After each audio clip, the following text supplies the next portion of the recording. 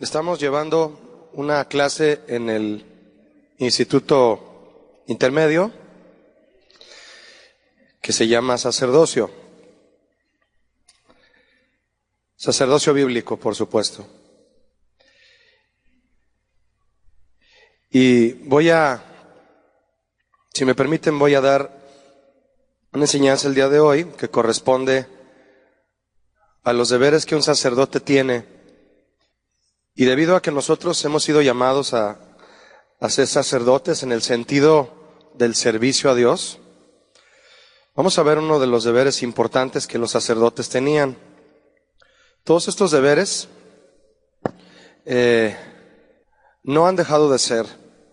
Son el tronco común de las labores de toda persona que sirve al Señor.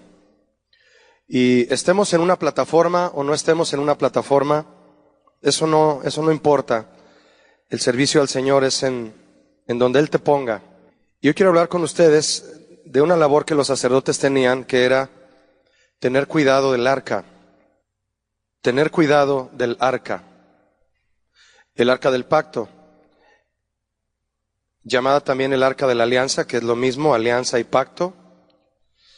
Y esta era una labor que ellos tenían, cuidarla. ¿Hasta dónde llegaba esta responsabilidad? Obviamente, esta enseñanza surge del cuidado que ellos debían tener de este mueble, porque era un mueble. ¿Por qué un mueble? Porque se podía transportar y llevarlo a donde Dios les dijera, hasta que fue establecido en un templo. Pero con el correr de los años y la enseñanza de la palabra del Señor, los cristianos de hoy entendemos que el arca del pacto, que representa la presencia de Dios, tiene que tener de parte nuestra también un cuidado, una atención, un respeto, reverencia. Y vamos a ver un poquito de qué se trata esto, porque es mucho lo que la Biblia nos habla con respecto al cuidado del arca. Técnicamente, siendo un mueble en el tabernáculo, cuando era transportada, movida de un lugar a otro, junto con toda la tienda, los sacerdotes tenían que tener un cuidado específico sobre ella. Si alguno de ustedes no sabe lo que es el arca del pacto, bueno, pues era un mueble, una caja, un cofre hecho de madera y cubierto de oro, con una cubierta que se le llamaba propiciatorio, y que tenía labrados 2 querubines mirando uno al otro, por orden del Señor, y que guardaba en su interior la vara de Aarón que reverdeció, las tablas del pacto, las tablas de los 10 mandamientos, y también un recipiente con maná. Y todo eso tiene un simbolismo muy profundo que se revela cada vez más a la iglesia de hoy. Este mueble estaba en el lugar santísimo del tabernáculo, dividido en 3 áreas, el atrio, el lugar santo y santísimo, en donde cada sacerdote entraba en el momento en que Dios lo indicaba, para tener comunión con Él a solas, un lugar sin ventanas a la calle, sin ventanas al exterior, lo que habla de una comunión en extremo íntima con Dios. Este mueble era movido y era el primer mueble que sacaban del tabernáculo cada vez que el tabernáculo era levantado y vuelto a instalar en otro lugar. Siempre sacaban el arca en primer lugar, porque el arca siempre iba delante de todo el pueblo, siempre. Los levitas, a quienes les correspondía cargarla, caminaban delante y todo el pueblo debía ir en pos del arca. Se cubría con un manto muy fino y muy delicado de color azul, para que nadie la pudiera tocar, porque era cuestión de muerte tocarla. Y esa era una orden del Señor. En muchas ocasiones, usted puede encontrar en la Biblia las experiencias que les ocurrieron a muchos de los sacerdotes levitas y a otros personajes no israelitas, lo que les sucedió por haber intentado robar el arca, tocarla y llevársela. manejándola como si fuera un amuleto de buena suerte. Y no es así. Este era entonces un deber sacerdotal que tiene un gran significado, ya que al estudiar lo que representa en la Biblia, cuidar el arca del pacto, hacerse cargo de ella. Ahora, vamos a entender lo que significa cuando yo les digo hacerse cargo de ella, porque representaba la manifestación de la presencia de Dios, y Dios no necesita que nadie se haga cargo de su presencia o de su gloria.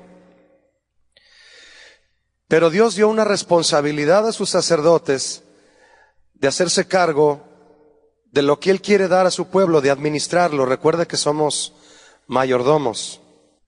Y al descubrir esta labor sacerdotal, descubriremos las responsabilidades entonces que Dios delega a aquellos que escoge como sus ministros, a los que escogió como reyes en Israel para gobernar sobre su pueblo. Cuando hablamos de sacerdocio, aunque la palabra liderazgo no está en la Biblia, no podemos evitar mencionar a quienes tienen esta labor en la iglesia, los que presiden, los que llevan a cabo el liderazgo en la iglesia. Pero el liderazgo no es una jefatura, todos lo entendemos esto, sin tener que explicarlo más. El liderazgo guía, el liderazgo no empuja, un liderazgo no forza a nadie, es una guía. Y la única forma de guiar que existe es el ejemplo. Tenemos que estar conscientes que el nombramiento de sacerdote representa no solo lo que es su propio significado, que significa ser mediador, aquel que está entre Dios y el pueblo, para traerle al pueblo lo que Dios quiere traerle, no lo que Él quiera traerle. Conlleva además de esto, de esta postura por el llamado y el significado mediador, conlleva una unción de parte de Dios, que implica a la vez un llamado que hay que atender, y que hay que atenderlo con responsabilidad, y en la autoridad de Dios, para que no se convierta en un autoritarismo que lleva al pueblo de Dios a ningún lado. Y para dirigirlo con justicia, es la unción y la autoridad de Dios. Los sacerdotes fungían también, recordemos esto, mis hermanos, ellos fungían como jueces para determinar situaciones entre los habitantes de Israel. Hoy en día los jueces en países como el nuestro no se rigen por las leyes de Dios, se rigen por las leyes que el mismo hombre establece. Por eso fallan y por eso quieren cambiarlas cada determinado tiempo. Los sacerdotes en Israel, basados en la ley de Dios, no podía haber una sola falla en lo que ellos determinaban si se basaban en la ley de Dios siempre, y por eso Dios los ponía también como jueces. Eso incrementa la responsabilidad que Dios le delega a un siervo suyo. Porque, por ejemplo, hoy en día un pastor no solamente tiene un cargo espiritual, o el cargo espiritual, entre otros, de traer la palabra de Dios a la iglesia, sino también de tomar decisiones que lleven a la gente de la iglesia, a los feligreses, a tomar en ellos mismos y en sus familias las decisiones correctas para vivir agradando a Dios. Se actúa con justicia, se actúa como un juez de Dios para tomar decisiones en la ley de Dios que lleven al pueblo en su justicia. Eso era también una labor sacerdotal. La presencia de Dios, representada por el arca del pacto, representaba no solo su presencia en sí, que en su misericordia se manifestaba para mostrar su gracia y su amor al pueblo de Dios y hacerles sentir que estaba con ellos, que los iba a cuidar, que los iba a guiar y que los iba a llevar a una buena tierra y ancha, sino que también el arca de Dios representaba su justicia y su ley para llevarlos en esos dos factores y corregirlos cuando fuera necesario. Es entonces que si el sacerdote iba a administrar con responsabilidad estos beneficios de Dios, su presencia, su justicia y su ley, además de su amor y su gracia, es entonces que fungían como jueces, portavoces de la ley de Dios, de la justicia de Dios, para llevar al pueblo, en estos factores, en su ley y en su justicia, además de llevarlos en su amor y en su gracia. Es entonces que el arca de Dios representa todo esto y muchas más cosas. Y era el sacerdote a quien le correspondía hacerse cargo de esos atributos de Dios representados en el arca. Si el arca estaba en Israel, Dios estaba en Israel. El arca no era un ídolo al que adoraban. Sabían que era una representación de la justicia y del amor de Dios, de su ley y de su gracia, y al que adoraban era a Él, por ser el Señor, Espíritu, y no un mueble de madera cubierto de oro. Era solo una representación. Pero de esto se aprende mucho siempre, y no debemos de estar dejando de escudriñar para ver qué más nos habla el Señor. En todas las lecturas bíblicas que se estudian para ver la importancia de este deber sacerdotal, cuidar el arca del pacto, podemos ver usted y yo cómo de manera profética y directa estas lecturas bíblicas se aplican a las situaciones de la iglesia de nuestro tiempo. Siempre es así. Y siempre debemos estar pendientes de cómo se aplican para no cometer errores que en muchos lugares se cometen. Por la ligereza de comenzar a hacer las cosas como el hombre cree que es correcto y se hace la Biblia a un lado. Siempre ocurre eso. Siempre. Y creemos que todas las instrucciones de la palabra de Dios llega un momento en que quedan obsoletas. Y eso, además de ser una falta enorme al ministerio, es un gran pecado. En el primer pasaje que veremos, y que está en Josué, en el libro de Josué, vamos a aprender de este punto relacionado con nuestra responsabilidad que tenemos como sacerdotes de Dios de ser celosos de hacer nuestro trabajo apegados a la instrucción de Dios como guías para el pueblo. Y usted puede decirme: Julio, yo no soy pastor, yo no soy líder de una célula, yo no estoy presidiendo en ningún lado. En algún momento, mi hermano, Dios le va a poner a usted a alguien a cargo de usted. ¿Tienen hijos? ¿Ya? Ahí usted ya se convierte en un sacerdote sobre sus hijos. Un esposo es sacerdote sobre su esposa, la tiene que guiar siempre. Un abuelito es sacerdote sobre sus nietos, cuando este abuelito ama al Señor y tiene celo por sus nietos y les va a dar consejos. Siempre. Una tía sobre sus sobrinos, etcétera. Siempre Dios nos pone a alguien a cargo. Siempre. ¿Verdad que sí? Y eso es un ensayo por si acaso el Señor te pone algún día sobre 10 personas a quien tú les tienes que enseñar y guiar y liderar. Sobre 20, sobre 100, sobre 1000. No lo sabes. Tienes que prepararte para ser un guía espiritual. Siempre. Pablo les decía a muchos de las iglesias que él supervisaba: ustedes deberían de ser ya maestros, pero siguen siendo niños. Les voy a enseñar los rudimentos para que entonces vuelvan a aprender y lleguen un día a tomar una responsabilidad de guiar a quienes Dios pone a su cargo. Siempre hay alguien observándote, siempre hay alguien a quien le tienes que poner el ejemplo y siempre hay alguien a quien vas a tener que guiar. Entonces, estas labores son para nosotros en cualquier área donde Dios nos coloque, familiar, ministerial, en el trabajo, donde sea. Josué capítulo 3, si me acompaña. Josué capítulo 3. Sabemos que Josué es un personaje bíblico de quien aprendemos precisamente un liderazgo espiritual. Siendo el sucesor de Moisés, aprendió el liderazgo espiritual que todos debemos ejercer hoy. Él fue quien dijo: ustedes quieren irse detrás de los ídolos, váyanse, pero mi casa y yo.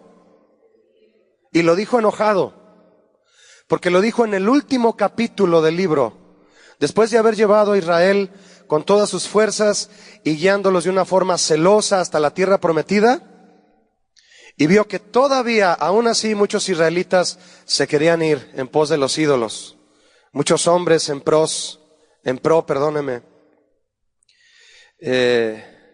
del pecado, de la fornicación. Entonces él enojado fue cuando dijo, ok, váyanse detrás de sus pecados. Eso es el contexto de la frase, pero mi casa y yo, o yo y mi casa, serviremos a Jehová. Entonces, si él batalló, imagínese usted y yo, pero tenemos al mismo Señor que lo llevó adelante. ¿Cuántos dicen amén a eso? Dice Josué capítulo 3, en el versículo 3.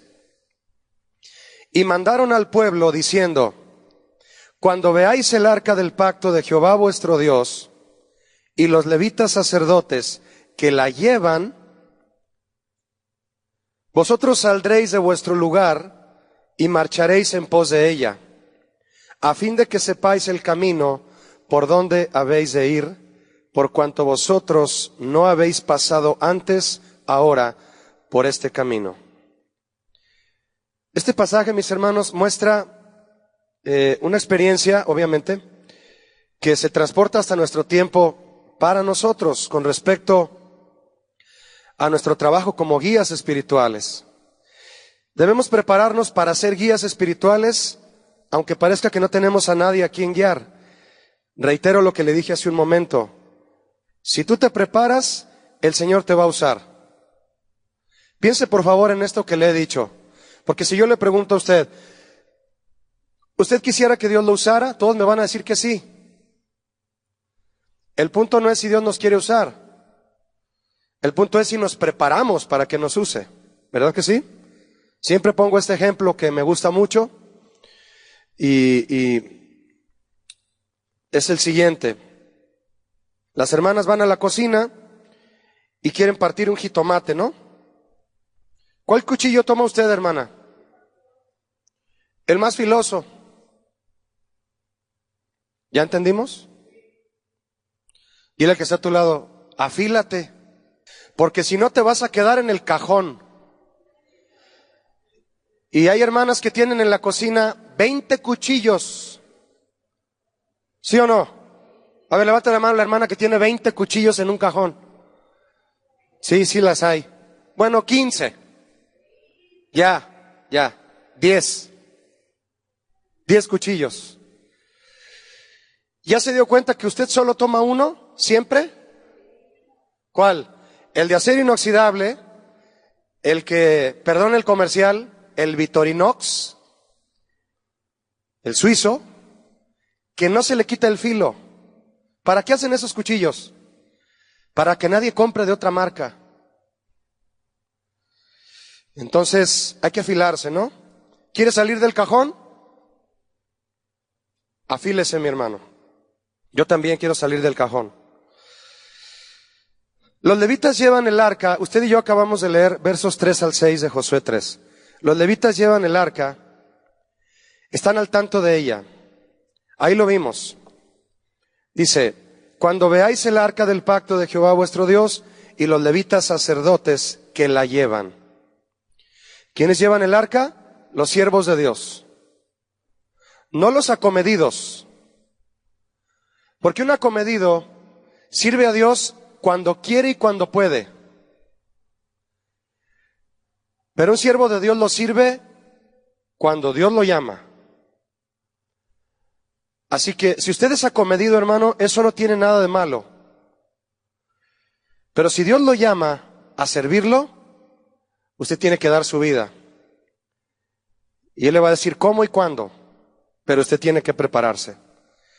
Los siervos de Dios, la palabra levita significa unido a Dios. ¿Sabía usted? Unido a Dios.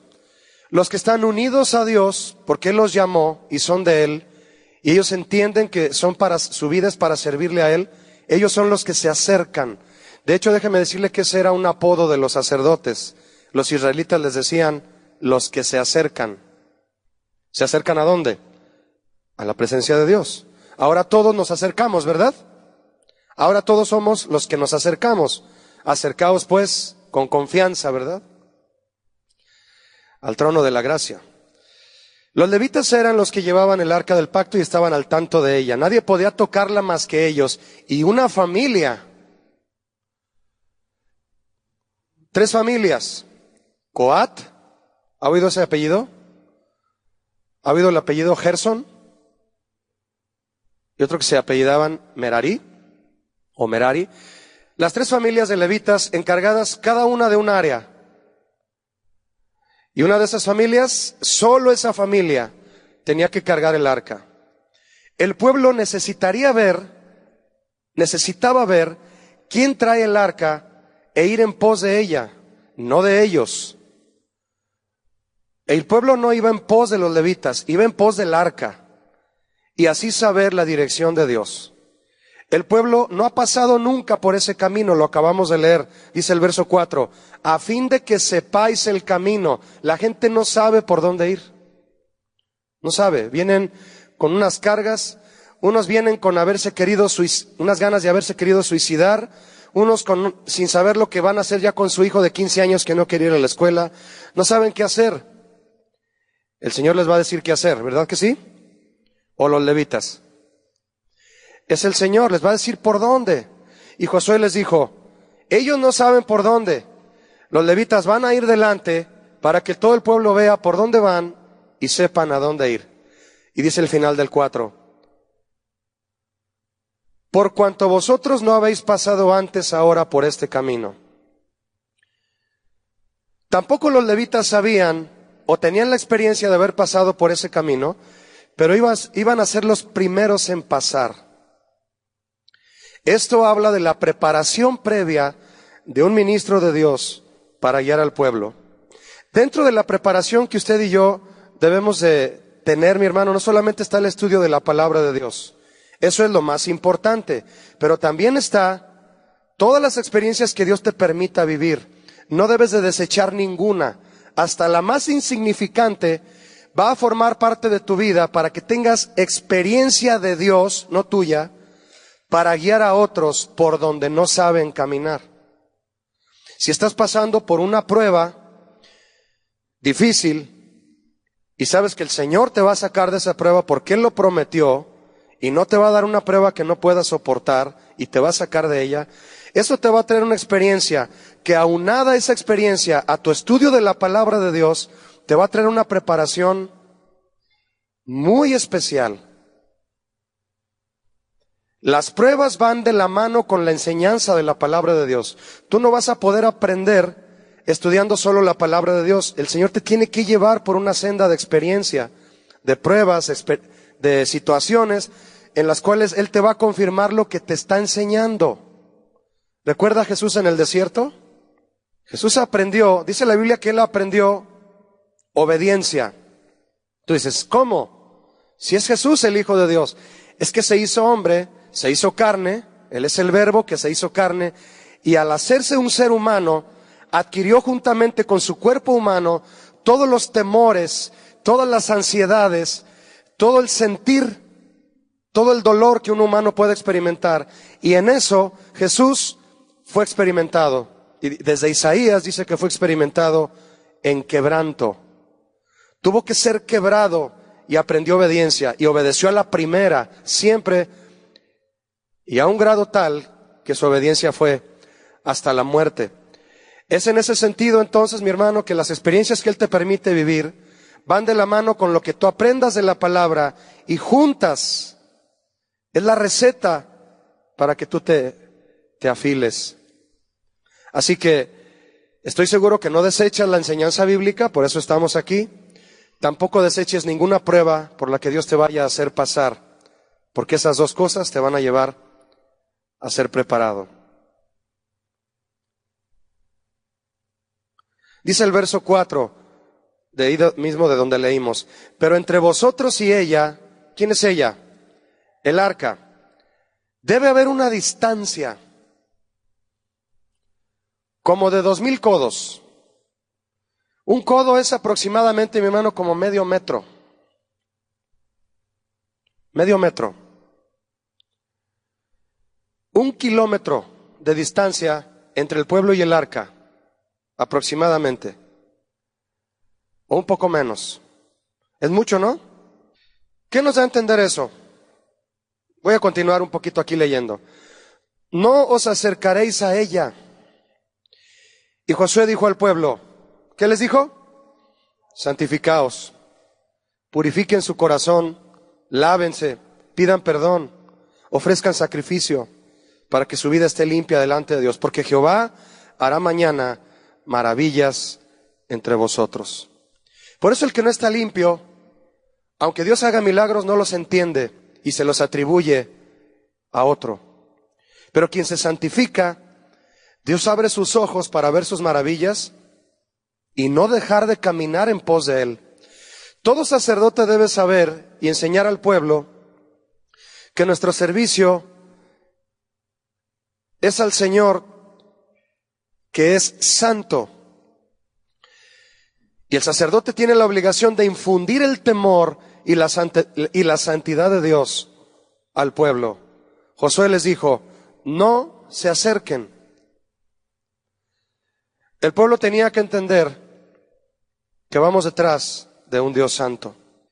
El hecho de que 1 kilómetro de distancia, mi hermano, aproximado, hubiera sido la separación entre el pueblo y quienes llevaban el arca, habla del adelanto que lleva alguien que sirve a Dios con disciplina. Es como cuando un niño un papá, mejor dicho, quiere enseñar a su hijo a una lección específica en la vida o de la escuela. Tienes que ir adelantado a tu hijo. Tienes que saber más de los peligros tú que acechan la vida de tu hijo para que puedas demostrarle que vas delante de él y no que vas a la par o detrás de él. Él se te adelanta y nunca le puedes enseñar nada. Nunca. Es como aquel papá que le dijo a su hijo, hijo, ya es tiempo que hablemos de sexo. Y le dijo a su hijo, sí papá, ¿qué quieres saber? Y en ese tipo de cuestiones se nos adelantan. Yo siempre le digo a mi niña, que es bien lista. Le digo, hija, cuando tú vas yo ya fui, yo ya vine 3 veces. Y la miro a los ojos así de liguita que tiene. Y los quiere abrir y apenas los abre así como yo. Le digo, mira, Sofía, así con una risa así medio, un poquito sarcasticona para asustarla, pero con el cariño de padre. Le digo, hija, tú no puedes engañarme en ninguna manera. No lo intentes, hija. Además tienes la piel güerita y te pones roja cuando quieres tramar algo. Y tú sola te echas de cabeza.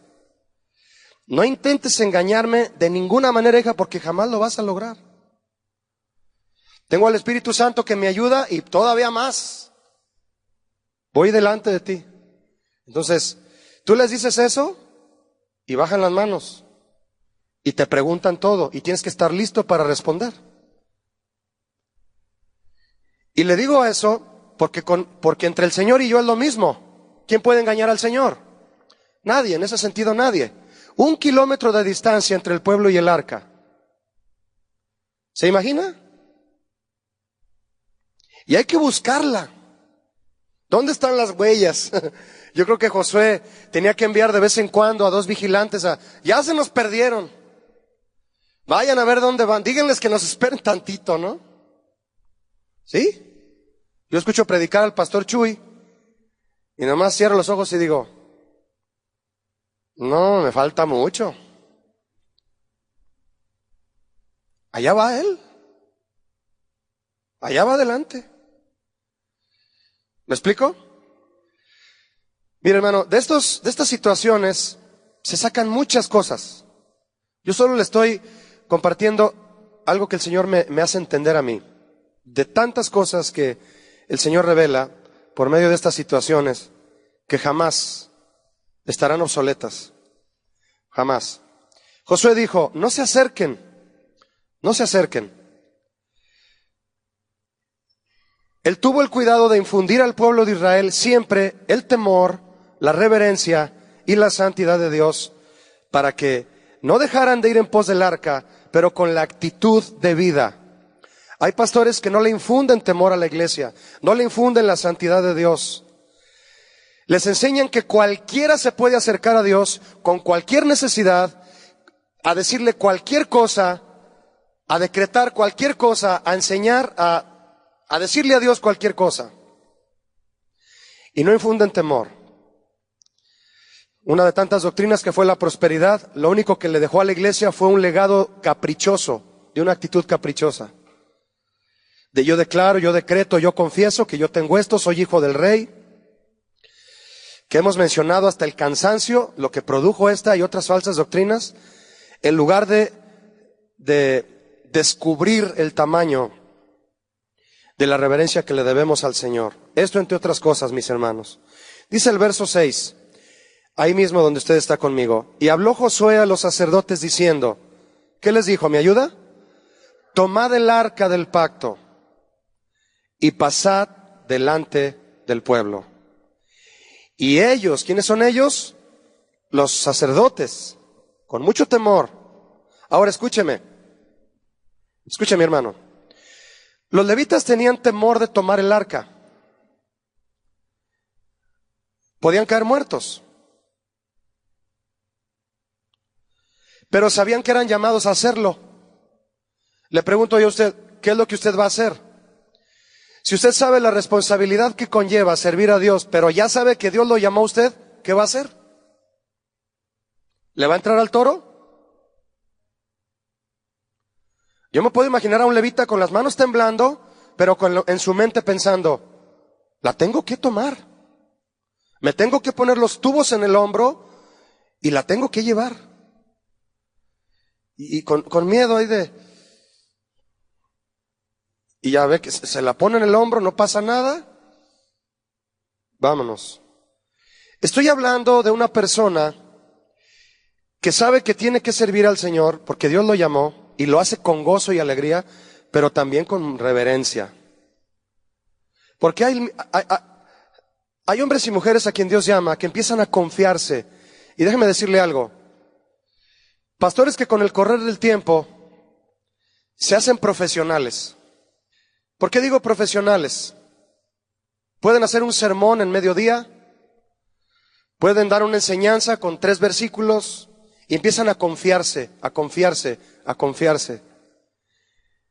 Y eso los hace tener una confianza que no es la correcta delante de Dios. Una cosa es tener confianza a Dios y otra cosa es ser confianzudos con Dios. El término latino que usamos aquí en México nos hace entender más, ¿verdad? Una cosa es mi confianza en el Señor, otra cosa es ser confianzudo con Él. Y Josué jamás dejó de enseñar esta distancia de santidad que nos separa entre quien es el Señor y quienes somos sus siervos. Si nos acercamos a Él es para recibir de su gracia que nos capacita para servirle. Pero me corresponde caminar constantemente en una confianza en Él y no en una dependencia en mis talentos. Entonces, tomar el arca del pacto y llevarla delante del pueblo, no era cualquier cosa en el sentido de nada más moverla. No es cualquier cosa el trabajo de alguien que preside detrás de un púlpito ante una iglesia, no es cualquier cosa simplemente venir y ofrecer una predicación que llene el espacio que se necesita el domingo en la reunión, sino llevar a cabo un cúmulo de enseñanzas, una serie de enseñanzas que vayan llevando a la iglesia en pos del arca, que vayan llevando a la iglesia detrás de la voluntad de Dios a cruzar el río Jordán, a cruzar las experiencias, a cruzar las pruebas y que el pueblo salga ileso, pase en seco y llegue a la tierra prometida. Ese es el trabajo de los sacerdotes. Y la que va a guiar es el arca del pacto, es la presencia de Dios, pero nosotros somos responsables de llevarla. Dice el verso 6, que usted está leyendo conmigo, tomad el arca del pacto y pasad delante del pueblo, y ellos tomaron el arca del pacto y fueron delante del pueblo. Entonces, pareciera un versículo sencillo, pero usted y yo estamos saboreando un poco de lo que la palabra de Dios nos quiere enseñar. ¿Y cuál era el secreto de las victorias de Josué? Sabemos que Josué fue un hombre que supo tomar la estafeta de Moisés, con todo lo que un hombre llamado por Dios necesita para llevar al pueblo de Dios a la victoria. Vea conmigo lo que dice Josué 1:8, si usted lo sabe de memoria, qué bueno. Josué 1:8 dice, nunca se apartará de tu boca este libro de la ley. Entonces, mi hermano, ¿de qué estamos hablando aquí para poder llevar a cabo la labor de Dios? ¿De conocimiento o de ignorancia? La gran diferencia. Tal vez haya 1 kilómetro de separación entre el conocimiento y la ignorancia. No sé dónde va el arca, pero voy a buscar dónde va. Voy a ver las huellas de los sacerdotes y voy a encontrar las huellas y voy a ir detrás, porque no puedo acercarme, pero voy a buscar. No podemos ver a Dios, mis hermanos, pero tenemos que buscarlo, ¿verdad? Sabemos que está aquí, sabemos que su Espíritu Santo está aquí. No lo vemos con nuestros ojos naturales, pero al buscarlo lo vemos por medio de la fe y Él se manifiesta a nosotros. Hay una gran distancia en el sentido natural entre lo que es el reino de Dios en lo espiritual y nosotros. Estamos lejos, tal vez años luz, pero su gloria viene a nosotros a capacitarnos para creer y ver lo que Dios tiene para nosotros en el futuro, y vamos detrás de eso. ¿Cuántos van detrás del arca? Sí, mis hermanos, vamos caminando. Un cristiano no debe dejar de caminar. Somos peregrinos y un peregrino no se queda. Un peregrino sigue su camino. Y además somos extranjeros, ¿verdad que sí? Entonces, en lo que respecta a un liderazgo como el que tuvo Josué, era cuestión de conocimiento, mi hermano, porque él se apegó al libro de la ley. Dice Josué 1:8, nunca se apartará de tu boca este libro de la ley. Palabras que Moisés enseñó para dejarlo a cargo del pueblo, y fue la exhortación poderosa que le dejó. No vayas a querer guiar al pueblo ni en base a tu propia opinión, Josué, y mucho menos ignorando la ley de Dios, sino que de día y de noche meditarás en él, en el libro de la ley, para que guardes. Guardar es cuidar, guardar es custodiar, es cumplir celosamente y hagas conforme a todo lo que en él está escrito, porque entonces harás prosperar tu camino y todo te saldrá bien. Qué hermoso verso, ¿verdad? Pero qué gran responsabilidad. Josué tuvo el privilegio de tener al mejor maestro de la ley, Moisés, el mismo autor, ¿verdad?, de la ley. ¿Imagina usted la experiencia que logró Josué al lado de Moisés? Esto nos habla, mi hermano, del peso que tiene nuestra comunión con Dios y el estudio de su palabra en el liderazgo que Dios decida otorgarnos en algún momento. Josué, guarda entonces el orden de la ley y delega correctamente cada trabajo en la obra de Dios para poder llevar al pueblo en su voluntad. Dice el verso 9, ¿me acompaña? Y Josué dijo a los hijos de Israel, acercaos y escuchad las palabras de Jehová vuestro Dios. Y el comienzo del verso 10 dice, y añadió Josué, en esto conoceréis que el Dios viviente está en medio de vosotros, y que Él echará de delante de vosotros a todos sus enemigos. Habla del cananeo, del eteo y otros enemigos del Señor y de Israel. Y dice el verso 11, he aquí el arca del pacto del Señor de toda la tierra pasará delante de vosotros en medio del Jordán. Otro milagro portentoso que el Señor hizo. Y cuando las plantas de los pies, ¿de quién? ¿Quién es el que debe atreverse a ir delante? El que Dios ha llamado a servir. Así que no solamente se trata de arrojo y valentía, mi hermano, se trata de ser guiado y de ser enseñado, de ser discipulado, porque si no hay discipulado, no hay ministerios.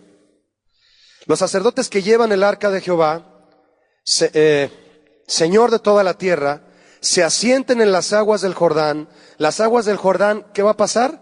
Se dividirán, porque las aguas que vienen de arriba se detendrán en un montón. ¿Quién habló aquí? ¿El Señor o Josué? El Señor, a través de Josué. Eso, mis hermanos, es sacerdocio. Dios hablando a través de un líder. Josué delega entonces, mis hermanos, a quienes les corresponde, no a quien se hubiera querido acomedir, sino a quienes les correspondía por orden de Dios delegar esta responsabilidad. Debemos de ser pacientes cuando tenemos un deseo que estoy seguro que viene del Señor. Debemos ser pacientes cuando Dios nos llama a servirle, a que seamos colocados en el tiempo correcto y en el lugar correcto. Usted no debe de desesperarse, porque Dios no usa reloj. Dios no está viendo la hora en la que Él se ha propuesto ponerlo a usted a servir. Él lo va a poner a servir cuando Él quiera a usted, y usted simplemente, mientras Él lo coloca en un lugar específico, usted debe de, no se olvide, prepararse. ¿Estamos de acuerdo? Vea conmigo una experiencia contraria a la responsabilidad que un sacerdote debe de tener. Vaya conmigo a primer libro de Samuel 2, por favor. Primer libro de Samuel, capítulo 2. Lea conmigo el verso 22. Primero de Samuel 2, 22. Dice así: pero Elí era muy viejo. Elí era un sacerdote.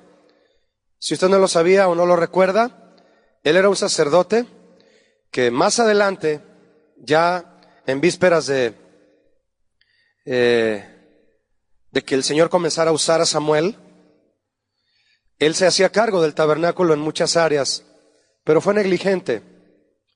Elí era muy viejo. Fue negligente en este aspecto.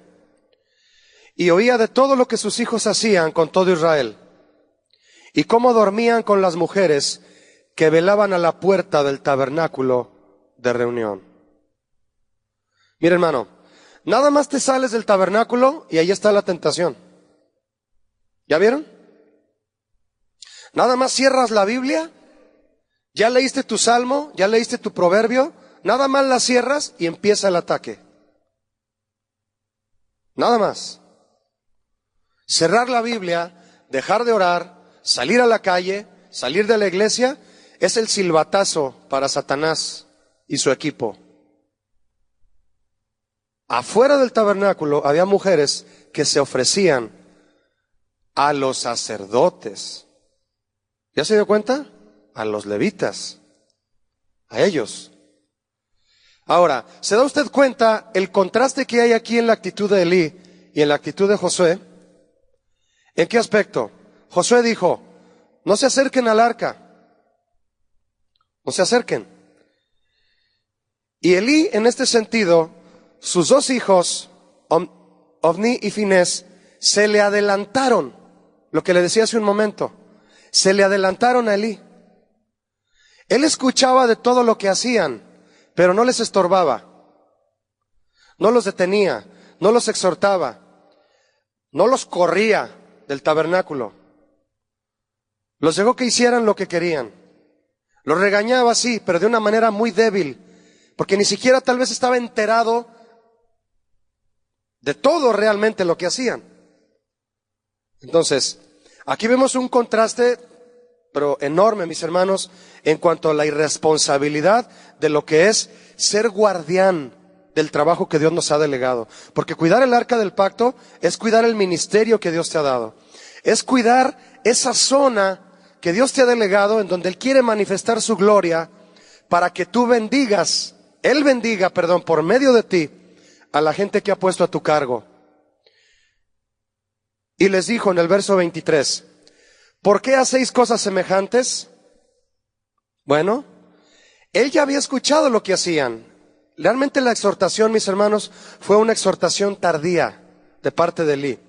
Porque yo oigo de todo este pueblo. ¿Quién le dijo a Elí lo que sus hijos hacían? El pueblo. Cuando tú no tienes una comunicación con tus consiervos, con tus hijos, con las personas que sirven junto a ti, y te enteras por otras formas lo que está ocurriendo negativamente en el grupo que tú diriges, empezando por tu familia, es porque no tienes una buena comunicación. La falta de comunicación y la falta si no tenemos gracia para comunicarnos, la forma en que nos enteramos es una forma que causa mucha tristeza. A mí me gustaría que siempre, yo creo que a usted también, mis hijos y mis amigos que me tienen confianza, vinieran a mí a decirme en qué necesitan ayuda y en qué tienen problemas. En lugar de enterarme por cuestión de que no he tenido una buena comunicación con ellos y por lo tanto no tengo como resultado un ministerio de comunicación que funcione y que me haga llevar en santidad un liderazgo que los lleve correctamente a servir a Dios. Él los exhorta y les dice: yo oigo de todo este pueblo vuestros malos procederes. Y les dice: no, hijos míos, porque no es buena fama la que yo oigo, pues hacéis pecar al pueblo de Jehová. ¿Ya vio a quién hacen pecar? Un liderazgo que no va en la voluntad de Dios, ¿hasta dónde afecta? ¿A quién hacía pecar Ofni y Finés? A todo el pueblo. A todo el pueblo. Si pecare el hombre contra el hombre, los jueces le juzgarán. Mas si alguno pecare contra Jehová, ¿quién rogará por él? Es decir, ¿qué le queda? ¿Quién le va a dar un amparo para que salga libre del juicio de Dios? Esto significa, pero ellos no oyeron la voz de su padre. ¿Quiénes no oyeron la voz del sacerdote? Los levitas, que eran sus hijos. Porque Jehová había resuelto hacerlos morir. No tiene que llegar a este extremo, mis hermanos, nuestra condición en cuanto a nuestra irresponsabilidad en nuestro servicio a Dios. Dios te ha llamado a servirle de alguna manera. Sé fiel en lo que Él te ha puesto a hacer. ¿Cuántos identifican la forma y la labor en lo que Dios los ha puesto a servir aquí? Levanten la mano, por favor. Tú puedes decirme, ¿acomodar las mesas y las sillas, pastor? Sí, también levanta la mano. Todos identificamos. Algunos no levantaron la mano. Tienen que identificar en qué forma, en qué área el Señor los ha llamado a servir, para que comiencen, mis hermanos, a ser responsables en eso, puntuales, fieles. ¿Sabe usted lo que hacía Esteban antes de ser apedreado como el primer mártir de la iglesia primitiva? ¿Sabe usted lo que Esteban hacía? Usted puede leer Hechos capítulo 6 en adelante, como del 6 al 8, cuando guste leerlo, y se va a dar cuenta del denuedo y de la gracia que tuvo Esteban para predicarle al Sanedrín cuando lo tomaron preso por predicar el evangelio y después lo apedrearon. Usted va a ver el sermón que él predicó antes de haber sido apedreado. Y quiero preguntarle, usted ya sabe cómo predicaba él, pero ¿usted sabe lo que él hacía antes de ser apedreado? Él servía a las mesas y atendía a las viudas. ¿Servir a las mesas impide que tú te prepares en la palabra de Dios? Por eso, cuando usted identifique en qué Dios lo ha puesto a servir, sea fiel en eso. Barro y trapeo la iglesia, Julio. En eso sea fiel. ¿O qué está esperando? ¿Serle fiel a Dios hasta que le ponga un púlpito delante de usted? No, mis hermanos. Esteban dio uno de los mejores sermones que usted puede encontrar en la Biblia antes de ser apedreado. Y él dijo, veo los cielos abiertos y a Jesús sentado a la diestra del Padre. No les tomes en cuenta este pecado, Señor. Recibe mi espíritu. Y solo servía las mesas y atendía a las viudas. No menosprecie nunca lo que Dios le ponga a hacer, mi hermano. En absoluto. Porque de ahí el Señor lo puede usar de una forma en que usted no lo imagina. Valore y cuide lo que Dios le ha dado. Esa era la labor de un sacerdote en cuanto a cuidar el arca. Cuida la responsabilidad que Dios ha puesto en tus manos. Defiéndela con santidad. Adelántate a la gente. Estudia más. Prepárate más. Cuando haya que aventarse a poner los pies en el Jordán para que el Jordán se abra y se detenga, pon los pies ahí. Todo lo que Dios te ha dicho que hagas, sin temor, lo debes de hacer confiando en Él. Amén, mis hermanos. Bueno, pues que tengan bonito día y que Dios les bendiga.